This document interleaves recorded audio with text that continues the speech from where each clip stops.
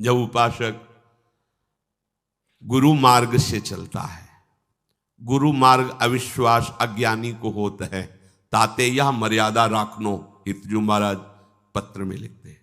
ये गुरु मार्ग पर अविश्वास अज्ञानी को होता है, इसलिए मर्यादा रखो कि जो गुरु मार्ग में तुम्हें उपासना मिली उसी से तुम्हें परिपक्व अवस्था प्राप्त होगी, अब मनमानी से नहीं होगी, क्योंकि श्री जी ने आपका मार्ग निश्चित कर दिया है। यदि उस मार्ग से नहीं चलते तो त्रिकाल में भी आपको, स्वप्न में भी वस्तु का बोध नहीं हो सकता, समय भले व्यतीत करते रहिए। जब हम गुरु मार्ग पर चलते हैं, गुरु मार्ग एक मंत्र, एक कंठ, एक पंथ, एक ग्रंथ, एक संत, इस सांगोपांग उपासना कही जाती है गुरु मार्ग।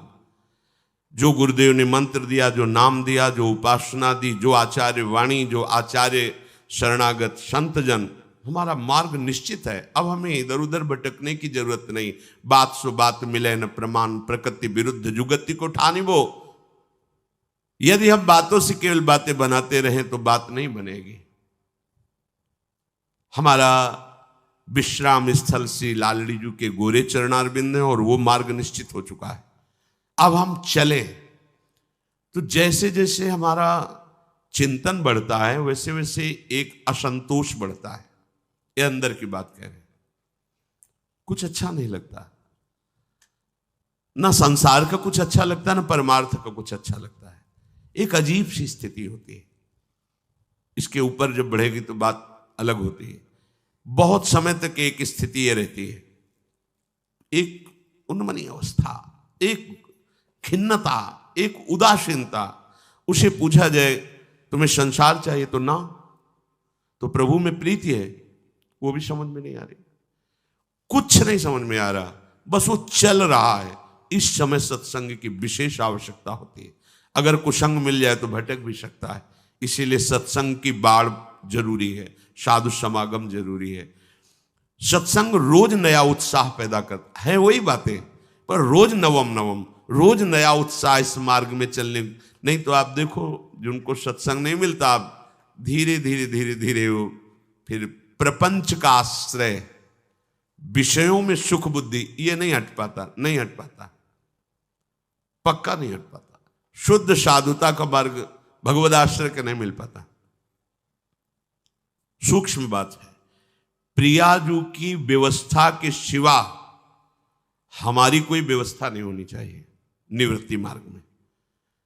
प्रियाजू के सिवा हमारा कोई परिचय नहीं होना चाहिए।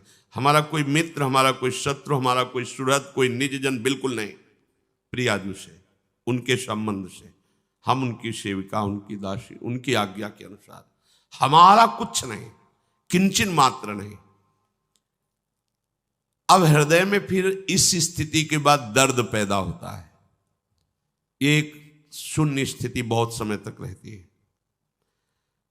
इतने में नाम सब कर्म संस्कारों को भस्म करता जाता है। कुछ अच्छा न लगने से उसके अंदर व्याकुलता पैदा होती, क्या करूं, कहां जाऊं, कैसे इस स्थिति से उभरूं। नाम जप करते करते फिर एक स्थिति आती कि अब असहनीय हो गया। वही स्थिति के आगे की स्थिति, और वो आकाश की तरफ देखता है, चारों दिशाओं की तरफ देखता है, चिल्ला के रो देता है, कोई पकड़ नहीं मिल रही, दर्द ही दर्द। अब हृदय में केवल दर्द ही दर्द, दर्द जैसे कोई दिल को मसल रहा है, कहीं कोई शांति, विश्राम, कोई आनंद। ये सच्चे मार्ग के पथ की बात कह रहे हैं, जो बैलेंस बना के चलते हैं ना विषय भोगों से, उनकी बात नहीं है, अनुभव में नहीं आएगा। एक भारी व्याकुलता पैदा होती है, और व्याकुलता इतनी असहनीय हो जाती है कि अब रोना शुरू होता है। चिल्ला चिल्ला के आर्त भाव से, प्रभु स्वीकार कर लो, नाथ अब तो स्वीकार कर लो। ये स्वीकृति के बाद ही हुआ है, पर अब वो शुरू कर रहा है आर्तनाद, क्योंकि भगवत साक्षात्कार के समीप पहुंचने के लिए ये स्थिति बीच में अवश्य आती है। जो ही ये स्थिति आएगी तो झांकी आने लगेगी प्रभु की।